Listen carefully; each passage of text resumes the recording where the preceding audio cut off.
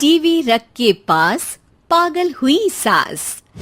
आजकल वर्मा जी की पत्नी देवकी जी केबल पर रियलिटी शोज देख देख कर बहुत कुछ सीख रही हैं। जैसे आज तो वो सुबह सुबह बेसुरे आलाप ले रही हैं। सारे गामा माँ जी, सारे गामा पाधा नीसा होता है।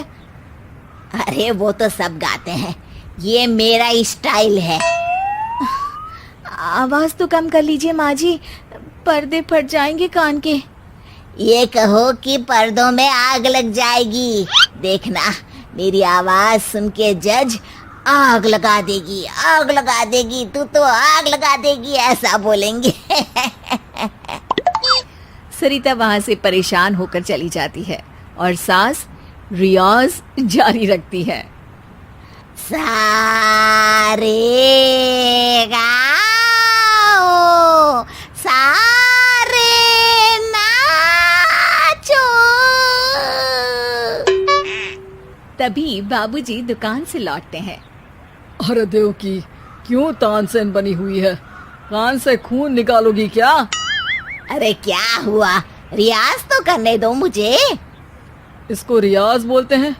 ऐसा लग रहा है जैसे घोड़े हिना रहा है। घोड़े पे बैठ के ही बम्बई जाऊंगी मैं तो, जब जज साहब कहेंगे कि देवकी तुम मुंबई आ रही हो। जज साहब, वो अदालत वाले? अरे नहीं नहीं, बड़े लोग हैं, आप नहीं जानते हैं। ओ मैं तो छोड़ चली अपना ये देश, बम्बई मुझे प्यारा लगे। गाना गाती हुई देवकी चली जाती है और बाबूजी अपनी सरफिरी पत्नी के इस संगीत प्रेम की चर्चा करने बहू के पास चले जाते हैं। अरे सरिता बेटा, सुनो तो, ये तेरी सास को क्या हुआ है बेटा? सुबह तो अच्छा भला छोड़कर गया था इसे। सिंगर बनेगी अब वो। सिंगिंग रियलिटी शो में जाने की सुबह से तैयारियां चल रही हैं इनकी। हाँ, अब तो कोयल के सुर मेंढक छेड़ेगा। हे भगवान, सद्बुद्धि दो इसे। इधर बाबूजी भगवान को कहते हैं और उधर राधा रानी प्रकट हो जाती है, देवकी की मोहल्ले की सबसे पक्की दोस्त। क्यों री देवकी, काहे इतना गला फाड़ रही है? कोई चीखने चिल्लाने का कंपटीशन है क्या? अरे ये देख, नया सिंगिंग शो, मैं भी गाऊंगी, हिंदुस्तान के दिलों की धड़कन बनूंगी।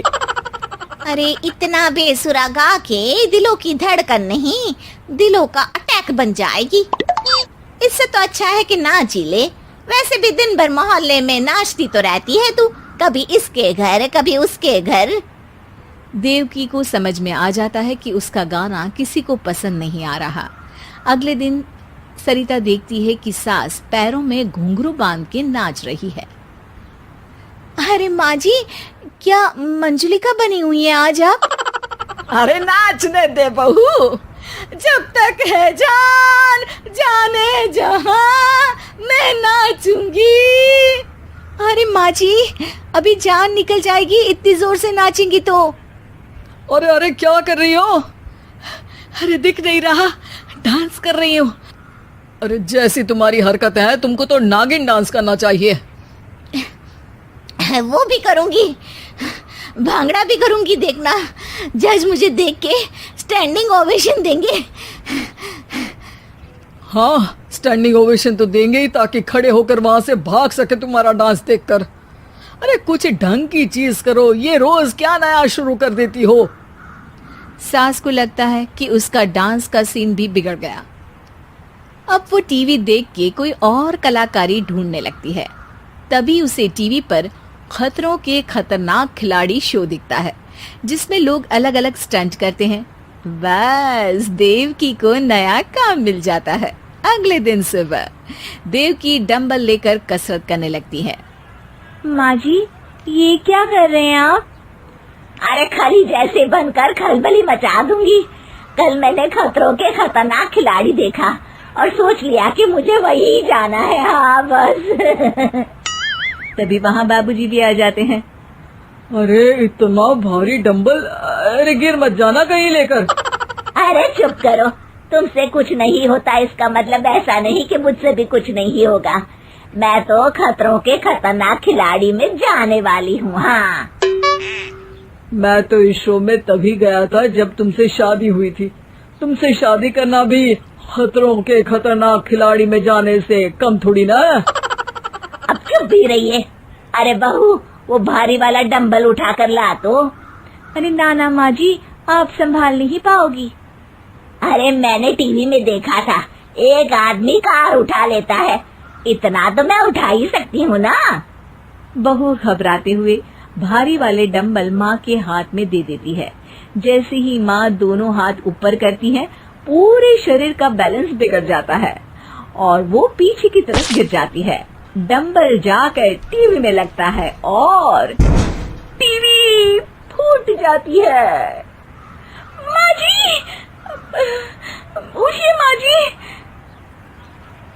बाबूजी बहुत तेज हंसने लगते हैं। बाबा बाबा, टीवी और बीवी दो टेंशन थे मेरे, आज एक कम हो ही गया। बहू भी सास को उठाते उठाते इस बात पर ताली बजाकर हंसने लगती है और देवकी फिर से गिर जाती है। और इस बार देवकी भी अपनी बेवकूफी पे हंसी रोक नहीं पाती।